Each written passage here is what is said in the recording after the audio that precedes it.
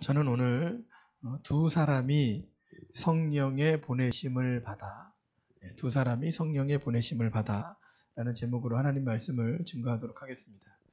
하나님께서 초대 예루살렘 교회의 성도들에게 원하셨던 삶의 모습은 무엇이었을까요? 예루살렘 교회는 예수님이 승천하신 후 오순절에 성령이 임하고 또 베드로가 설교할 때에 사람들이 회개하면서 세워진 교회입니다. 최초의 교회이죠.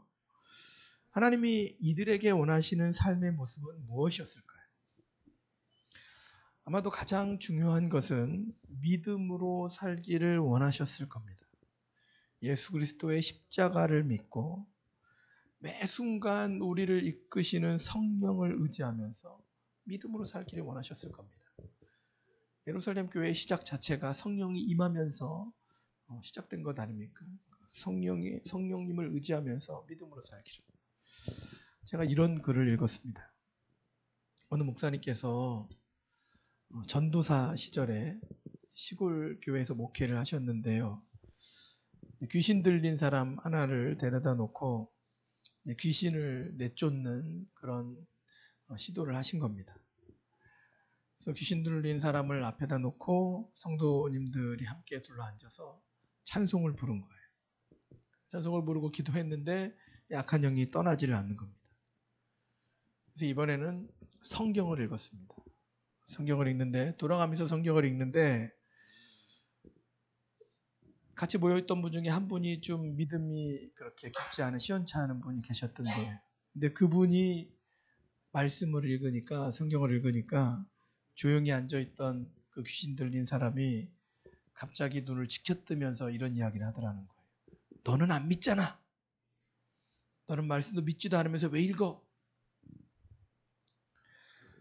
근데 그 말을 들으면서 그 믿음이 없이 성경을 읽던 분이 깜짝 놀란 거예요. 그리고 그 자리에서 통곡을 하셨대요.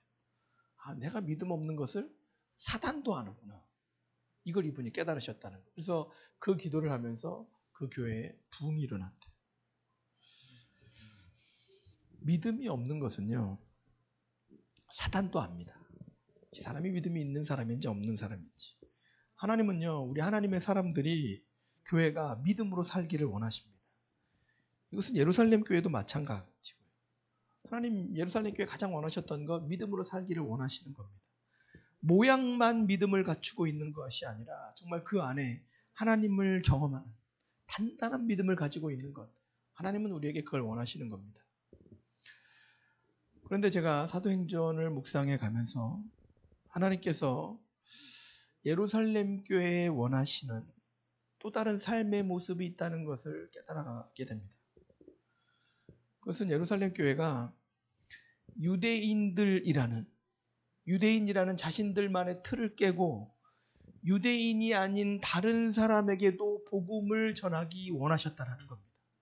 하나님은 예루살렘 교회에 그 예루살렘 교인들에게 그걸 원하셨습니다. 믿음으로 살면서 이제 유대인이라는 그런 틀을 좀 깨고 다른 사람 이방인에게도 복음을 전하기 원하셨다는 겁니다.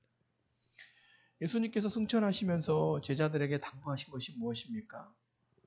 적대자들이 이곳 예루살렘에 있을지라도 적대자들 때문에 두렵고 떨릴지라도 위험이 있을지라도 예루살렘을 떠나지 말고 여기에서 기도하고 있어라. 그러면 성령이 너에게 부어질 것이다. 성령이 부어지면 너희가 성령을 받으면 권능을 받고 예루살렘과 온 유대와 사마리아와 땅끝까지 이르러 내 증인이 되어야 한다. 이것이 주님의 당부였습니다. 그런데 사도행전 1장부터 한 13장 정도까지의 내용을 살펴면서 돌아보면요. 예루살렘 교회와 그리고 예루살렘 교회 지도자인 예수님의 제자들, 사도들이죠. 그리고 많은 제자들, 성령을 받았습니다. 은혜 충만해서 교회를 읽어갑니다. 교회에 어려움이 와도요, 다 이겨냈어요. 아나니아와 삽비라 헌금을 속이는 일 때문에, 그것 때문에 죽어나갔잖아요. 교회에 헌금하다가 죽은 일이 생기면 이거 시험 들 만한 일입니다. 그런데 그 위기도 잘 이겨냈습니다. 과부를 섬기는 일 때문에 헬라파 유대인, 히브리파 유대인 갈라졌어요. 그런데 헬라파 출신 사람들의 집사들을 다 세우면서 위기를 겪어가면서 교회가 잘 성장해 갔습니다. 그런데 안타깝게도 예루살렘 교회가요, 복음을 전하는 것에 있어서 유대인의 틀을 벗어나지 못하고 있다는 것을 우리가 말씀을 통해서 발견하게 됩니다. 예수님은 예루살렘과 온 유대와 사마리아와 땅끝까지 가라고 그렇게 하시는데요. 복음을 전하는데 예루살렘 교회인들이 유대인에게만 복음을 전합니다. 일단 예수님이 말씀하신 예루살렘, 온 유대, 사마리아, 땅끝 이렇게 구별을 해볼 수가 있는데 여기에서 예루살렘은 된 겁니다. 왜냐하면 예루살렘에서 교회를 이루고 믿음으로 사니까요. 그런데 예루살렘 교회가 스데반 집사가 순교를 하면서 유대교가 사내들인 의회 공회를 앞세워서 아주 공격적으로 이 방해를 했습니다. 박해를 한 거죠. 권력의 힘으로 예루살렘 교회를 핍박을 했습니다. 그래서 믿는 자들이 막 흩어지게 되거든요. 그래서 어디까지 가냐면 유대 지역을 넘어서 사마리아 지역까지 갑니다. 흩어진 자들이 또 뭘 하냐면 복음을 전합니다. 이것까지는 아주 놀라운 일입니다. 그런데 예루살렘 교회에서 흩어진 자들이 유대와 사마리아 땅까지 가서 복음을 전하기는 하는데 거기에 가서도 누구에게만 복음을 전하냐면 유대인에게만 복음을 전합니다. 유대인이라는 한계를 넘지를 못하는 거예요. 흩어져서 지역적으로는 예루살렘을 뛰어넘기는 했지만 사람은 유대인에게만 복음을 전하는 거예요. 그래서 하나님이 어떻게까지 일을 하십니까? 지난주에 살핀 말씀에 보면 하나님께서 가이사랴에 있는 로마 군인 백부장 고넬료 그 사람에게 환상을 보여주시고 또 동시에 요바에 있었던 요바에 그때의 베드로가 있었잖아요. 요바에 있던 베드로에게도 환상을 보여주시고 그래서 고넬료가 자기 사람들을 베드로에게 보내고 고넬료는 요바에서 그 사람들을 만나서 가이사랴로 오는 하나님이 이런 일들을 하세요. 그래서 베드로가 그 고넬료의 집에 가서 이방인들이 모여있음에도 불구하고 거기에 들어가서 말씀을 전했습니다. 그리고 거기에 뭐가 임했습니까? 성령이 임했습니다. 하나님은요, 유대인인 베드로가 또 예루살렘 교회인 지도자인 베드로가 이방인들 가운데에도 똑같은 성령이 임하는 거 이거를 체험하게 하시는 거예요. 그런데 더 놀라운 것은요. 그 이후의 말씀을 보면 이제 베드로가 가이사랴에서 다시 예루살렘으로 돌아오거든요. 그런데 예루살렘에 왔을 때에 할레파 유대인들이 그들도 이제 교회 안에 있었던 이 교회 예루살렘 교인들이죠. 이 할레파 이 교인들이 베드로를 보고 비난을 합니다. 뭐라고 비난을 하냐면요. 당신은 왜 유대인이면서 가이사랴에 가서 이방인인 고넬료의 집에서 이방인들과 함께 식사를 했는가? 왜 밥을 먹었는가? 비난하는 거예요. 왜 그렇습니까? 유대인들은 유대인이 아닌 사람과 같은 식탁에 앉거나 같은 공간에 있으면 부정해진다고 여겼기 때문에 그랬습니다. 그러니까 베드로가 로마 군인의 집에 가서 밥을 먹었고 거기에 성령이 임했다. 이게 일부 예루살렘 교회의 교인들에게는 마음에 불편한 거예요. 이게 뭘 의미하는 겁니까? 예루살렘 교회 많은 이들이 유대인 중심, 자기들 중심의 사고에서 벗어나지 못했다는 것을 의미합니다. 하나님께서는요, 이런 부분에 대해서 아주 마음이 아프셨을 겁니다. 하나님은 예루살렘 교회가 믿음으로 살면서 원하시는 것이 있었다면요, 유대인들이 유대인들만의 틀을 깨고 이방인에게도 복음을 전하기를 원하시는 거예요. 그래야 하나님은 예수님의 십자가를 통해서 보이신 하나님의 넘치는 사랑을 많은 사람들에게 알리고 온 인류를 구원하실 수 있는 그 일을 하실 수 있기 때문에 그래요. 그런데 예루살렘 교인들이 이것을 못합니다. 이걸 뛰어넘지 못하는 거예요. 어쩌면 우리 안에도 이런 틀이 있을지 모릅니다. 우리가 믿음으로 산다고 하면서요. 성경적 가치관이 아닌 나의 세계관을 가지고 내 울타리를 치면서 사는 거예요. 내가 그동안 살아와 봤는데 인생은 이렇게 살아야 돼. 하나님이 말씀하신 말씀의 가치관이 아니라 내가 만든 내 울타리를 가지고 다른 것들을 다 쳐내면서 살아가는 거예요. 다른 사람들을 쳐내고 정죄하는 모습이 내 안에도 있을 수 있습니다. 이런 예루살렘 교회의 모습 때문에 하나님께서 하시는 일이 무엇입니까? 사도행전 말씀을 통해서 살피면요. 하나님은요. 하나님이 일하시는 중심축을 바꾸십니다.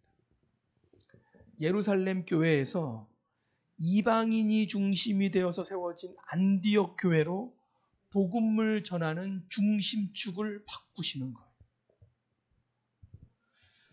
어쩌면 사도들과 예루살렘 교회 교인들은 유대 땅을 떠나본 적이 없는 태생적인 한계를 가지고 있었을 수도 있습니다.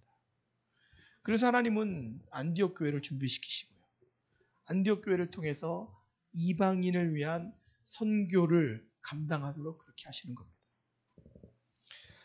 안디옥 교회가 하나님이 일하시는 중심축이 된다는 것은요, 바나바와 바울을 파송하는 선교 중심의 교회가 된다는 것을 의미합니다. 안디옥 교회는 선교 중심의 교회가 되었습니다. 이방인과 땅끝까지 복음을 전하는 그런 사명을 감당하는 거예요. 오늘 우리가 읽은 사도행전 13장 1절에서 3절까지의 말씀을 보면 안디옥 교회가 바나바와 바울을 파송하게 되는 그런 과정이 기록되어져 있는데요. 말씀을 한번 확인해 보실까요? 1절 말씀 같이 읽도록 하겠습니다. 같이 읽습니다. 시작. 안디옥 교회에 선지자들과 교사들이 있으니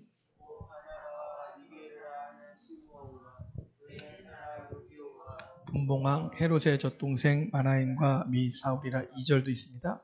주를 섬겨 금식할 때에 성령이 이르시되 내가 불러 시키는 일을 위하여 바나바와 사울을 따로 세우라 하시니. 3절. 이에 금식하며 기도하고 두 사람에게 안수하여 보내니라. 자, 안디옥 교회에는요, 지도자들이 있었는데요. 1절 말씀을 잘 보시면 바나바, 시므온, 루기오, 마나엔, 사울 이렇게 됩니다. 사실요, 이 사람들이 한 자리에 모일 수 있는 그런 사람들이 아닙니다. 이게 정말 십자가의 은혜로 한 자리에 모인 겁니다. 예를 들어 한 사람만 좀 짚어보면요, 마나엔에 대한 부연 설명이 있는데요. 뭐라고 있냐면요, 분봉왕 헤롯의 젖동생 마나엔. 그러니까 마나엔은 어떤 사람이냐면 분봉왕 헤롯의 젖동생이니까 그러니까 어릴 때에 같이 자라났다라는 겁니다. 누구하고요? 분봉왕 헤롯과. 분봉왕 헤롯이 예수님을 죽이는데 결정적인 역할을 했던 사람 아닙니까? 헤롯과 마나엔은 아주 친분이 있는 사람이에요. 그런데 그가 예수님을 믿었어요. 헤롯과 친분이 있는 사람이요, 예수님을 믿는 사람들 그룹 안에 들어왔어요. 이 사람들이요, 같은 자리에 앉을 수 없는 사람들이에요. 왜냐면요, 예수님 믿는 사람 입장에서는요, 이 사람 헤롯과 친한 이 사람은 원수입니다. 그럼에도 불구하고요, 십자가의 은혜로 이들이 한 자리에 모였어요. 그리고 교회 지도자가 되었습니다. 이들이 같은 자리에 있다는 것 자체가 하나님의 은혜입니다. 그런데 이들이 금식할 때에 하나님이 어떤 음성을 주셨냐면 바나바와 사울을 따로 세워라, 이 음성을 주셨습니다. 저는 이 사도행전 13장에 있는 이 말씀이요, 너무 사모됩니다. 왜 사모가 되냐면요, 안디옥 교회가요, 이방인이 중심이 되어서 세워지기는 했지만, 그래 우리가 이 일을 해야지 자기들 마음대로 하는 게 없어요.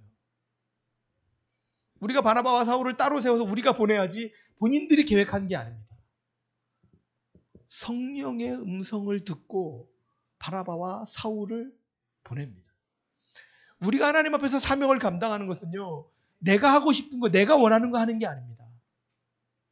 성령께서 우리에게 말씀하시는 것, 그것을 순종하는 거예요. 그게 하나님이 기름 부으시는 일이 됩니다.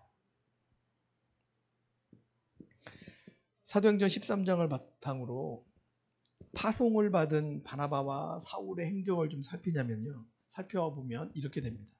이 일을 돕기 위해서 제가 지도를 하나 준비했는데요. 사진 한번 보실까요? 보시면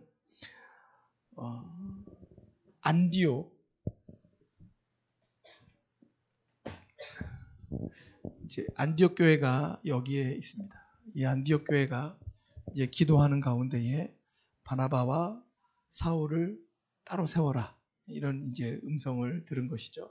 그리고 안디옥 교회에서 출발을 해서 바나바와 사울이 실루기아로 갑니다. 실루기아가 해안에 있는 항구 도시인데 여기서 배를 타고 출발하는 겁니다. 아마 여기서 배를 탈 때에 만감이 교차했을 겁니다. 그리고 실루기아에서 배를 타고 처음 여기가 구브로 섬인데요, 구브로 섬으로 가게 됩니다. 그리고 구브로 섬에서 제일 먼저 간 도시가 실람이라고도 하고 살람이라고도 합니다. 이 도시에 가게 됩니다. 그리고 여기에서는 유대인들에게 주로 복음을 전했습니다. 유대인 회당에서.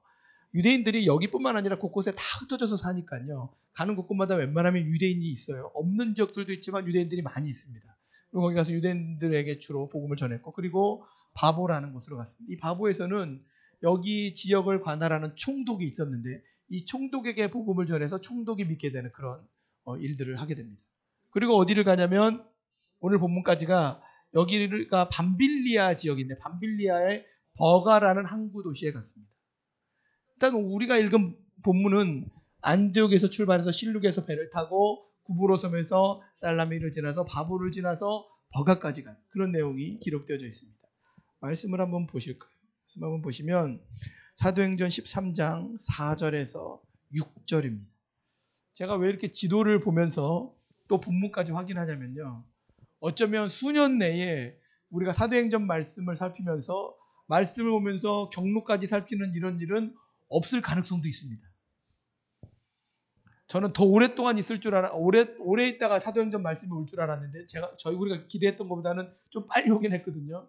네, 그렇지만 이걸 확인하기까지 또 우리가 몇 년이 걸릴지 모릅니다. 그러니까 한번 꼭 이렇게 확인해 보셔야 합니다. 보시면 4절 말씀 한번 읽어보실까요? 4절 같이 읽겠습니다. 시작. 두 사람이 성령의 보내심을 받아 실루기아에게 내려가 거기서 배 타고 구브로에 가서, 머리에 좀 이렇게 그림이 그려지십니까? 안디옥에서 실루기아에 가서 배를 탔습니다. 5절 있습니다. 시작. 살라미에 이르러 하나님의 말씀을 유대인의 여러 회당에서 전할세 요한을 수행원으로 두었더라. 6절. 온 섬 가운데로 지나서 바보에 이르러 바에스로 하는 유대인 거짓 선지자인 마술사를 만나니. 여기서 마술사 때문에 좀 곤란을 겪다가 사람이 이제 눈을 멀게 되고, 어쨌든 거기에서 총독을 만나서 복음을 전하게 되는데요. 또 사도행전 13장 13절에서 14절의 말씀을 보시면 같이 천천히 읽겠습니다. 13절 시작. 동행하는 사람들이 바보에서 배 타고 밤빌리아에 있는 버가에 이르니 요한은 그들에게서 떠나 예루살렘으로 돌아가고, 14절. 그들은 버가에서 더 나아가 비시디아 안디옥에 이르러 안식일에 회당에 들어가 앉으니라. 13절에 보시면 바보에서 배를 타고 어디로 갔습니까? 밤빌리아 버가로 갔습니다. 14절에 보면 버가에서 더 나아가 비시디아 안디옥까지, 그 위에 있는 데까지 다시 올라가게 됩니다. 자, 사도행전 13장의 말씀이 수리아 안디옥에서 파송을 받은 바나바와 사울이 비시디아 안디옥까지 이르는 그런 내용까지가 기록되어져 있는데요. 오늘 우리는 이 본문을 통해서 하나님의 사람들이 믿음으로 사는 것은 어떻게 살아가야 하는 것인가, 이것에 대해서 좀 살피고 은혜를 나누고자 합니다. 믿음으로 산다는 것은 도대체 어떻게 살아간다는 것입니까? 오늘 본문을 통해서 우리가 몇 가지 교훈을 좀 살피자면요. 3가지를 생각해 보고자 하는데요. 첫 번째, 하나님이 원하시는 믿음의 삶이란 성령의 인도하심에 따라 하나님의 음성을 듣고 또 하나님의 음성에 순종하면서 삶을 조종하는 것을 의미합니다. 성령의 인도하심을 따라 하나님의 음성을 듣고 또 하나님의 음성에 순종하면서 내 삶을 조정하는 것, 이게 믿음으로 사는 겁니다. 하나님이 우리에게 원하시는 믿음의 삶의 모습이 있습니다. 그 중에 가장 중요한 핵심이요, 내가 하고자 하는 것, 내가 원하는 것을 마음껏 펼치는 것, 이게 아닙니다. 꼭 기억하셔야 합니다. 하나님이 하시는 일을 알고 그 일에 나를 내어드리는 것, 이게 하나님이 우리에게 원하시는 삶입니다. 내가 하고 싶은 것을 마음껏 하는 것이 아니고요, 하나님이 원하시는 일을 알아서 그 하나님의 일에 나를 내어드리는 것, 이게 하나님이 원하시는 믿음의 삶이라는 것.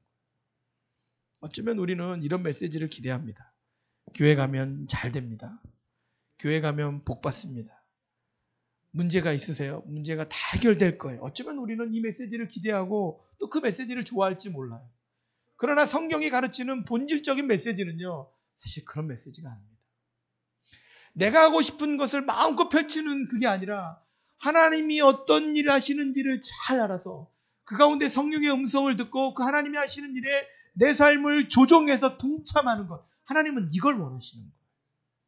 이게 본질입니다. 내가 하고 싶은 것을 마음껏 하는 것, 이것은요, 기복신앙입니다. 그리고 성경은 기복신앙을 우상이라고 말합니다. 교회도요, 목회도요, 목회자도요. 사람들에게 인정받으려고 하고, 그리고 목회자가 무엇인가 목회를 하면서 누리려고 하고, 거기에서부터 교회가 문제가 생기는 것 아닙니까? 간단합니다. 목회도 목회자가 내가 잘 되고 내가 성공해야지 이런 마음을 가지고 하기 시작하면 그때부터 변질되고 병드는 겁니다. 그래서 지금은 세상이 교회를 걱정하는 그런 시대가 되지 않았습니까? 근데 교회만 그렇습니까? 교회만 그런 게 아닙니다. 교회뿐만 아니라 우리 삶도 그렇습니다. 내가 잘 되고 복받기 위한 것이 내 삶에 내가 신앙생활하는 것의 본질이 되어버리면 그게 바로 하나님 앞에서 병드는 일인 거예요. 그렇다면 우리에게 필요한 것이 무엇입니까? 하나님이 지금 무엇을 하기 원하시는가? 이것을 구하는 겁니다.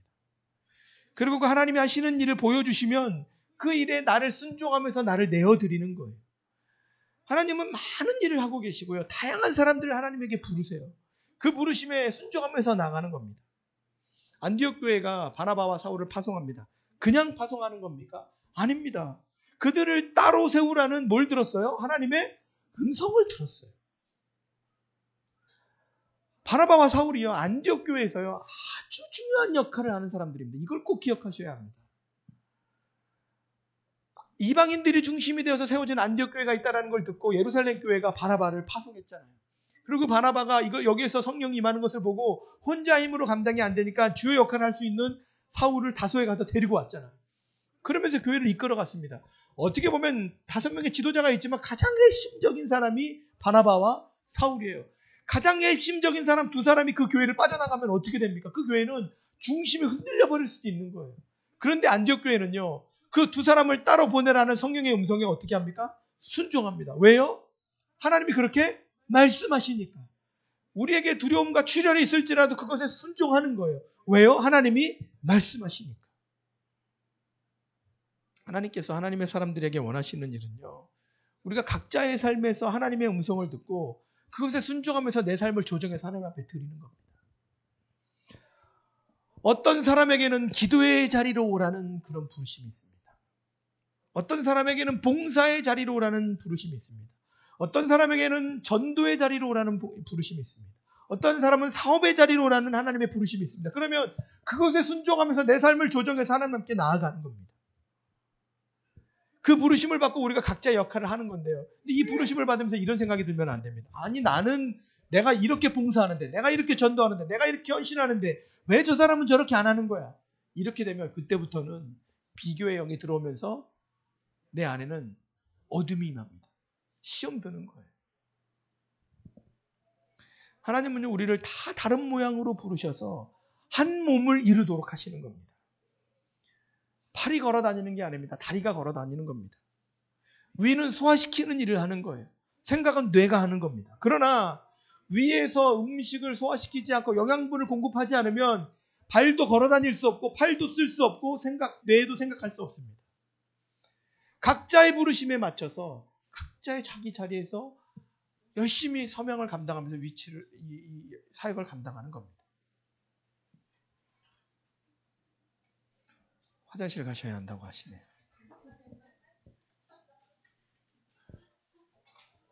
녹화분에서 이 부분은 지혜롭게 잘 잘라주셨으면 좋겠습니다.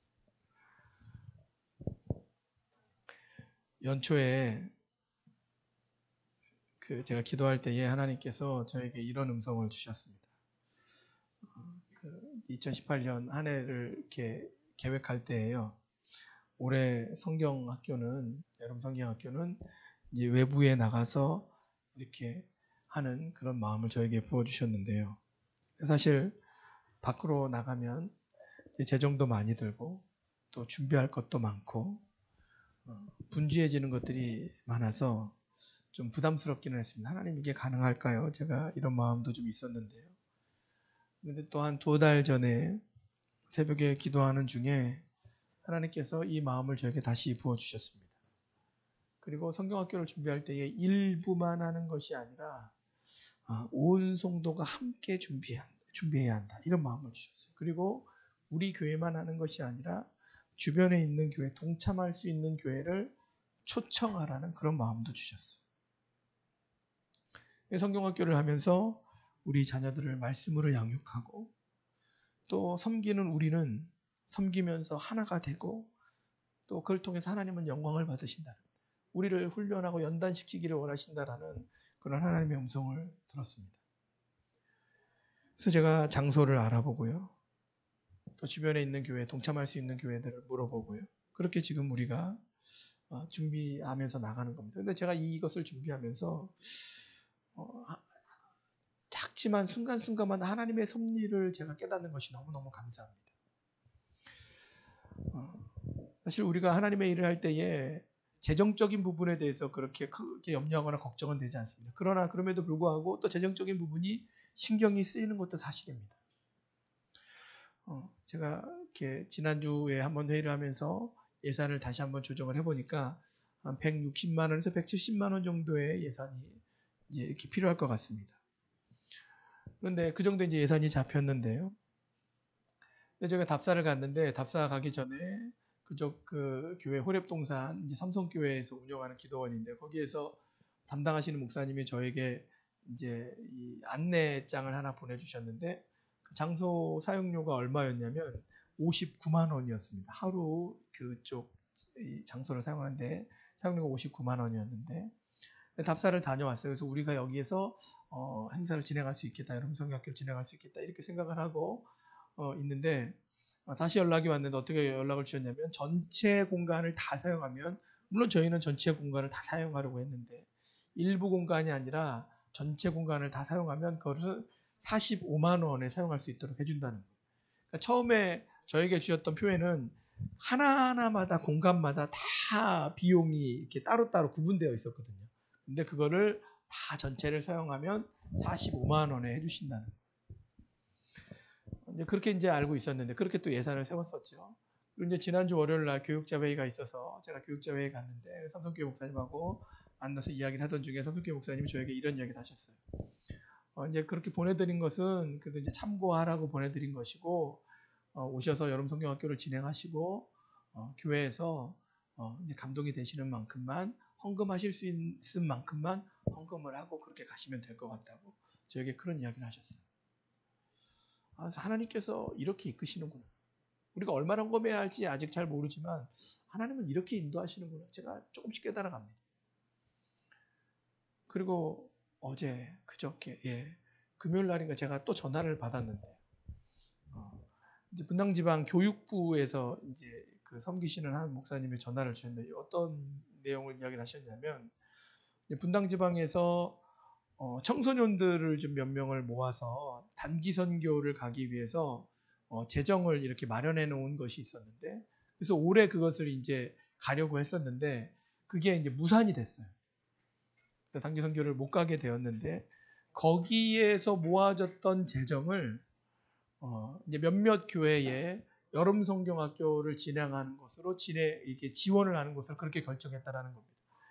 얼마가 올지 모르겠어요. 30만 원이 오는지 40만 원이 오는지 50만 원이 오는지 정확히는 모르겠어요. 그런데 어쨌든 저희 교회는 지원을 받는 것으로 그렇게 되어서 이제 교회 통장을 이렇게 번호를 알려드리고 그렇게 했습니다. 그래서 제가 그걸 지나면서 하나님께서 이렇게 이끄시는구나. 물론 우리가 또 기도하면서 하나님이 우리에게 감동을 주시는 만큼 또 우리가 헌금하면서 그렇게 나아가겠지만 하나님이 이렇게 이끄시는구나. 하나님이 이런 계획이 있으셔서 우리에게 이런 음성을 주셨던 거구나. 조금씩 지나면서 깨닫게 됩니다. 하나님은요, 우리 각자가 서 있는 삶의 자리에서 하나님의 일들을 보여주시면서 하나님의 음성으로 우리를 부르시는 겁니다. 이건 우리 교회만 그런 것이 아니라 우리 모두를 다 하나님이 그렇게 부르고 계십니다. 그 음성에 순종하면서 하나님의 일에 동참하면서 우리의 삶을 조종하면서 나아가는 겁니다. 거기에 하나님의 놀라운 역사가 기름 부어지는 겁니다. 우리가 믿음으로 산다는 것은 이렇게 사는 거예요. 내 마음껏 내가 하고 싶은 일들을 마음껏 펼치는 것이 아니라 하나님이 어떤 일을 하고 계시지, 하나님이 나를 어떻게 부르고 계시지, 그 음성을 듣고 하나님의 일에 내 삶을 조종하면서 순종하면서 나아가는 거예요. 안디옥 교회는 그렇게 하면서 하나님의 일들을 감당했습니다. 오늘 이 믿음의 삶을 사모하시는 저 여러분이 되기를 간절히 축원합니다. 두 번째로 하나님이 원하시는 믿음의 삶이란 무엇입니까? 실패하고 넘어졌을지라도 주님을 의지하고 다시 일어서는 삶입니다. 그리고 넘어진 자를 위로하고 일으켜 세우는 것에 헌신하는 것, 이게 바로 믿음의 삶입니다. 바나바와 사울이요, 안디옥 교회에서 파송을 받아서 전도 여행을 출발하는데요, 말씀을 자세히 보면 사실 이 두 사람만 간 것은 아닙니다. 사도행전 13장 5절 말씀에 보면 수행원으로 요한을 두었음을 기록하고 있습니다. 5절 말씀 한번 같이 다시 한번 읽어보실까요? 5절 말씀입니다. 같이 읽습니다. 시작. 살라미에 이르러 하나님의 말씀을 유대인의 여러 회당에서 전할세 요한을 수행원으로 두었더라. 출발할 때 누구랑 같이 출발한 거예요? 요한이요. 이 요한이 누구입니까? 요한이라고 하는 마가라고도 하는데, 이 요한의 이름, 히브리식 이름은 요한이고 헬라식 이름은 마가입니다. 그러니까 마가. 이 마가가 누구입니까? 바나바에게는 조카이기도 하고요. 그리고 마가는 또 누구냐면 마가의 집. 예수님이 잡히시기 전날 밤에 유월절 만찬을 하셨는데요, 그 유월절 만찬을 하셨던 곳이 어디냐면 이 마가의 집입니다. 예수님이 승천하시면서 예루살렘을 떠나지 말고 기도하라고 하셨고 제자들이 함께 모여서 기도를 했는데 그 기도했던 곳도 어딥니까? 이 마가의 집입니다. 그러니까 마가는, 마가의 부모님도 예수님을 알았고 자신들의 집을 예수님이 사용하실 수 있도록 내어드릴 만큼 그렇게 헌신적이었던 그런 가정이었던 거예요. 이런 신앙적인 배경을 가지고 이 마가가 바나바와 사울이 출발하는 데 있어서 함께 동참한 거예요. 그런데요, 이렇게 동참했던 마가가 중간에 전도 여행에서 포기하고 돌아오는 일을 겪게 됩니다. 사도행전 13장 13절 말씀을 한번 보시면 같이 한번 읽어보실까요? 13절 같이 읽겠습니다. 시작. 바울과 및 동행하는 사람들이 바보에서 배 타고 밤빌리아에 있는 버가에 이르니 요한은 그들에게서 떠나 예루살렘으로 돌아가고. 자, 뒷부분에 보면 뭐라고 기록합니까? 버가에 이르니 요한은 그들에게서 떠나 어디로 돌아갔다? 예루살렘으로 돌아가고. 자기 집이 예루살렘에 있잖아요. 예루살렘으로 중간에 돌아가 버린 거예요. 왜 돌아갔을까요? 사도행전은 그 이유를 직접적으로 거론하지는 않습니다. 그런데 사도행전에 기록되어 있는 뉘앙스를 보면 이 모양새가 좋지 않았던 것은 분명합니다. 왜냐면요, 2차 전도 여행을 떠날 때에, 1차를 마치고 2차를 떠날 때에 바나바와 사울이 다투거든요. 이 다투는 주된 이유가 뭐냐면 바나바는 1차 때 중도에 포기했었던 마가를 같이 데리고 가자고 했고 사울은 안 된다고 했어요. 그래서 이것 때문에 심하게 다투어서 2차 전도 여행을 둘이 따로따로 가게 됩니다. 막 그만큼 마가가 1차 전도 여행 때에 중도에 포기했을 때에 모양새가 좋지 않았다라는 거예요. 포기한 이유가 무엇인가? 성경 내용에 있는 것으로 추측해 보자면 몇 가지가 추측이 되는데요. 일단 마가는 아마 이 버가에 갔을 때에 바울과 바나바, 그러니까 바나바와 이 바울이 병든 모습을 본 것 같습니다. 구브로 섬을 떠나서 버가라는 곳에 갔는데 이 버가가 항구 도시지만 좀 낮은 곳에 있어서 습합니다. 환경을 이기지 못하고 병이 든 거예요. 아마도 학자들이 추정하기에는 말라리아에 걸렸을 것이다 이렇게 추정을 합니다. 그러니까 기후에 적응하지 못하고 병에 걸린 거예요. 이게요, 선교할 때는 굉장히 심각한 문제입니다. 우리가 리트릿 하면서 양화진에 갔었지만요, 양화진에 선교사님들이 많이 묻혀 계시는데 선교사님, 우리나라에 온 선교사님들도요, 일찍 하나님의 품에 가신 분들이 많습니다. 그리고 그 자녀들도 일찍 하나님의 품에 간 자녀들이 많아요. 왜 그렇습니까? 기후가 다른 우리나라에 와서 위생이나 이런 것들이 맞지 않으니까요, 일찍 하나님의 품에 가는 겁니다. 그러니까 바나바와 바울도 이런 위험을 겪은 거예요. 이걸 보면서 마가가요, 포기하는 거예요. 아, 이렇게 병들어서 어떻게 전도여행을 간단 말인가? 난 못하겠다. 중도에 포기해버리는 거예요. 또 한 가지 추측으로는요, 바나바와 사울, 이제 나중에 사울을 이름을 바울이라고 바꾸는데, 바나바와 사울이 안디옥 교회에서 파송되었을 때만 해도 성경은 뭐라고 기록하냐면 바나바와 사울이에요. 바나바와 사울 이렇게 표현하는 건 뭐냐면 유대인들은 앞에 있는 사람이 더 높은 사람이고 뒤에 있는 사람이 낮은 사람이니까 그러니까 리더십이 누구에게 있었냐면 바나바에게 있었어요. 그런데 실제적으로 구브로 섬에 가서 전도를 시작하니까요. 전도를 할 때의 두각을 나타내는 사람은 바나바가 아니라 누구였습니까? 사울이었어요. 그래서 성경도 오늘 말씀에 보면 9절에 보면 바울이라고 하는 사울 이 이름이 바뀌어요. 그러니까 사울은 히브리식 이름이고 바울은 히브리식 이름이에요. 그러니까 유대 땅을 떠나서 다른 곳에서 전도할 때에는 바울이라는 이름으로 표현을 해주는 거예요. 그러니까 전도할 때에는 누가 더 두각을 나타내냐면 바울이 더 두각을 나타내는 거예요. 그래서 바울이 더 두각을 나타내면서 자연스럽게 리더십이 바나바와 바울이 아니라 바울과 바나바로 바뀌는 거예요. 근데 조카가 마가가 바나바의 조카잖아요. 이걸 받아들이기 좀 힘든 거예요. 리더십이 바뀌는 거. 그래서 중도에 포기하고 갔다. 이렇게 학자들이 추정을 합니다. 아마 이 병든 모습 그리고 또 리더십이 바뀌는 문제 아마 이것들이 다 복합적으로 작용했을 가능성이 큽니다. 어쨌든 마가는 중도에 포기하고 전도여행을 포기하고 자기 집이 있는 예루살렘으로 돌아가 버린 거예요.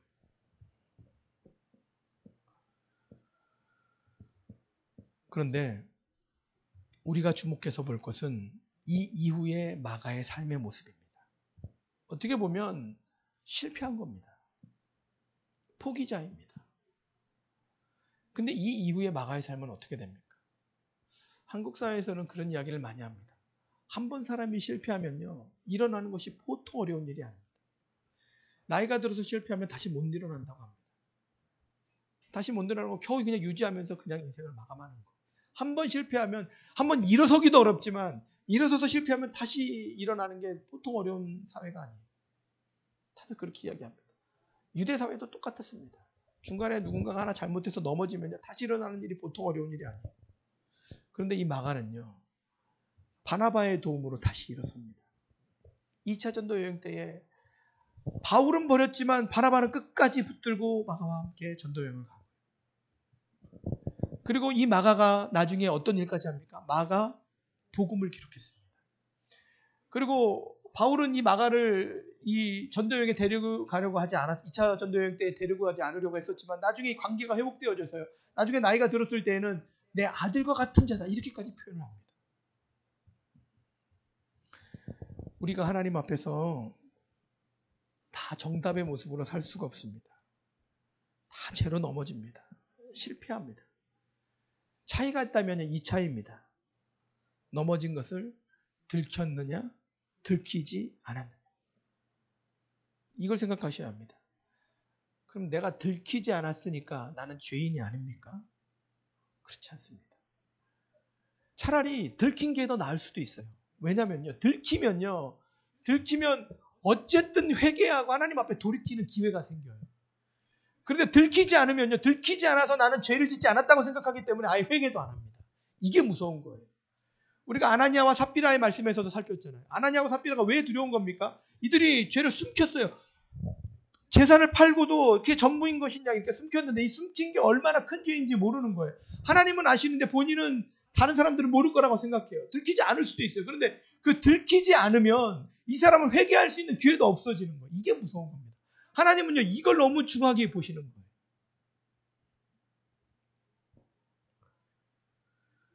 사람에게는 안 들킬 수 있을지 모르지만요. 이걸 꼭 기억하셔야 해요. 하나님은 반드시 다 알고 계세요.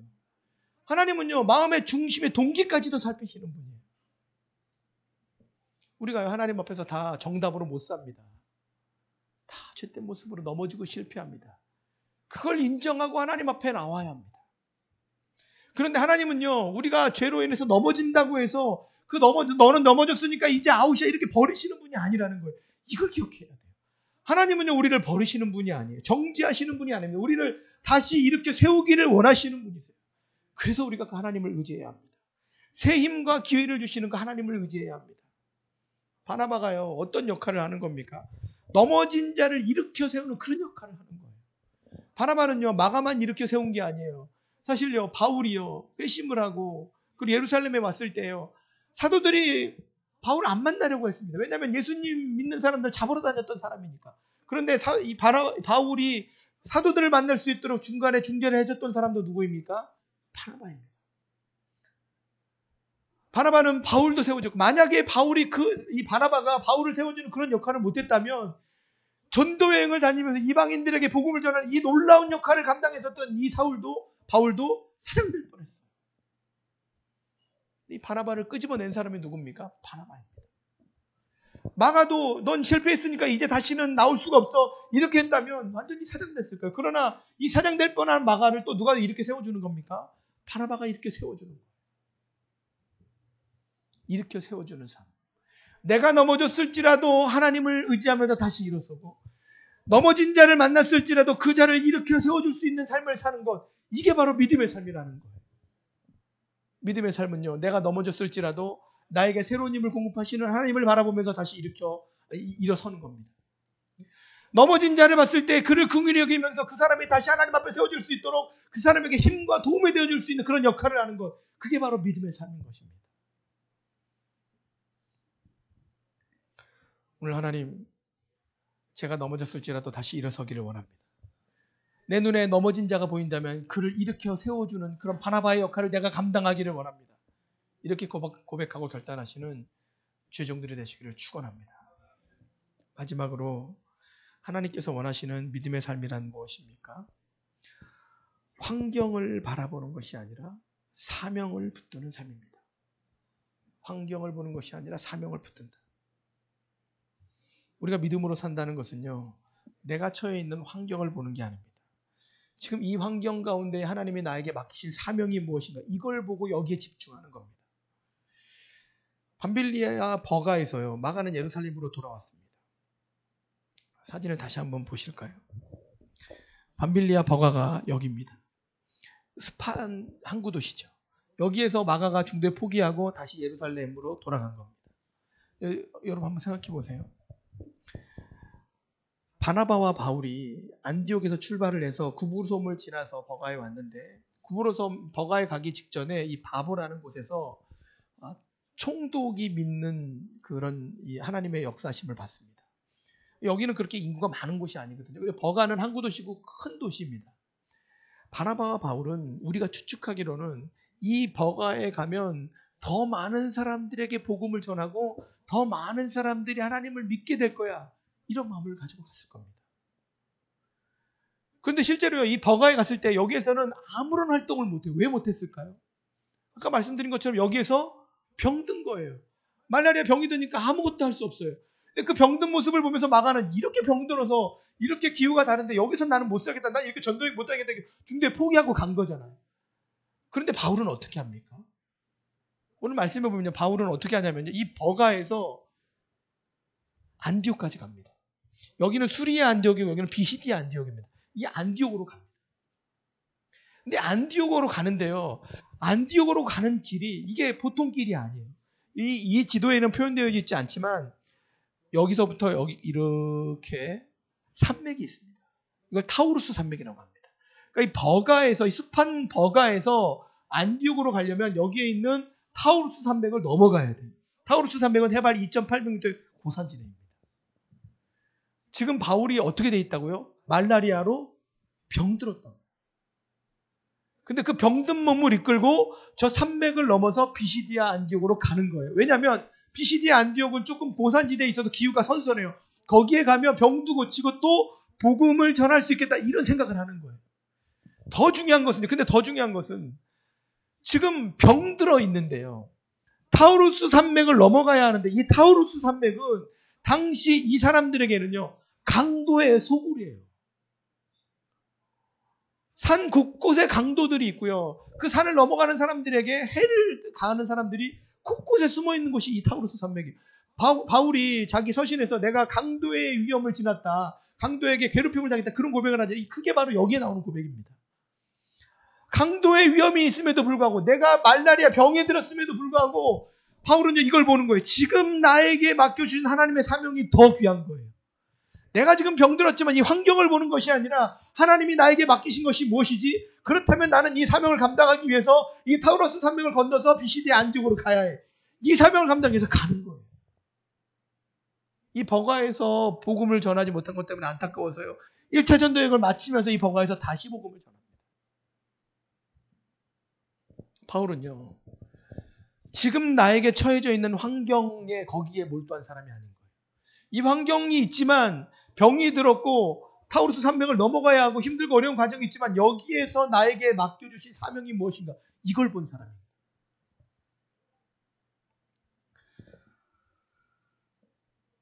제가 글을 읽다가요, 한 선교사님 가정에 대한 글을 읽었는데요. 이 선교사님 가정이 이제 기독교 박해하는 중동 무슬림 지역의 한 나라에 이제 한 나라를 품고 기도하시면서 그 나라에 가시고자 선교를 하려고 준비하시는 가정이에요. 그런데 이분이 이 중동에 가려고 하시면서 어떤 각오까지 하셨냐면, 내가 그곳에 가면 복음을 전하면서 무슬림 지역이니까 순교를 할 수도 있겠다, 이 생각까지 하신 거예요. 그러니까 순교의 각오를 하고 이제 중동에 복음을 전하러 가시는 겁니다. 하나님이 순교를 원하시면 본인이 순교를 하겠다, 이 마음까지 이제 품고 준비를 하시는데, 근데 이분이 이제 마음에 걸리는 게 누가 걸리냐면, 이제 아들, 딸, 13살 된 아들과 9살 된 딸이 있는데, 이 아들하고 딸이 마음에 걸리는 거예요. 그래서 이분이 집에서 가정에서 가정 예배를 드리면서 어떻게 하셨냐면, 순교할 상황에 대비해서 아이들에게 이걸 가르치신 거예요. 순교하면 순교보다 더 큰 축복은 없는 것이다. 이걸 이제 아이들에게 가르친 거예요. 근데 어느 날 아들이 와서 이 선교사님에게 이런 이야기를 하더래요. 아들이 뭐라고 하냐면요, 아빠, 걱정하지 마. 하나님께서 아빠가 순교하도록 해주실 거예요. 제가 이 글을 읽으면서 너무 놀랐어요. 그리고 제가 너무 부끄러워졌어요. 나는 지금 뭘 보면서 살고 있었는가? 이분은 순교를 위해서 결단을 하고 아이들에게 순교의 영광을 가르치는데, 나는 내가 안전하지 못하는 것, 이런 것 때문에 항상 두려워하면서 사는 그런 부끄러운 그런 사명자의 삶의 모습은 아닌가? 너무 부끄러운 모습이 드는 거예요. 여러분, 우리가 뭘 붙들고 뭘 보면서 살고 있었을까요? 바울은 병이 들었는데도 타우루스 산맥을 건너서 피시디 안디옥으로 갑니다. 순교할 것을 각오를 하고 아이들에게 순교의 축복을 가르치면서도 복음을 전하는 사람들이 지금 이 시대에도 있어요. 제가 너무 부끄러운 마음이 들었습니다. 그러면서 또 하나님이 저에게 이런 깨달음을 주시는 거예요. 그러면 이 선교사님이 가시는 그 중동만 순교해야 하는 순교지입니까? 그렇지 않아요. 이분은 그 곳으로 부르심을 받아서 가는 거고요. 우리는 또 우리에게 부어주시는 순교의 자리가 있는 거예요. 내가 서 있는 삶의 자리요. 거기가 바로 내가 순교해야 하는 순교의 자리입니다. 가정으로 부르셨다면 가정이, 일터로 부르셨다면 일터가, 내가 정말 사명을 감당하고 해야 하는, 정말 복음 붙들고 서야 하는 바로 그 자리인 겁니다. 내가 서 있는 그 자리에서 사명을 감당하시는 주의 종들이 되시기를 축원합니다. 하나님은 오늘 우리에게 그걸 원하세요. 내가 가든지 보내든지 아니면 내가 서 있는 자리에서 선교를 감당하는 것, 사명을 감당하는 것, 그게 우리가 하나님 앞에서 믿음으로 사는 겁니다. 내가 오늘 좀 더 잘 돼야지, 내가 오늘 조금 더 편해야지. 하나님이 우리에게 원하시는 삶은 그 삶이 아니에요. 지금 하나님이 하시는 어떤 일을 하시는지 그 음성을 듣고 그 하나님의 일을 위해서 내 삶을 조정하는 것. 실패하고 넘어졌을지라도 회복하시는 그 하나님의 은혜를 바라보면서 다시 일어서는 것. 넘어진 자를 봤을 때 그 자를 다시 일으켜 세워주는 것. 내 환경만 보는 것이 아니라 이 환경을 통해서 내가 하나님이 어떤 사명을 감당하기 원하시는지 그것을 보면서 내 삶을 내어드리는 것. 이게 바로 믿음의 삶입니다. 오늘 하나님 앞에 다시 한번 믿음의 삶을 결단하시고 부끄럽지 않은 사명자의 삶을 살아가시는 죄종들이 되시기를 다시 한번 축원합니다.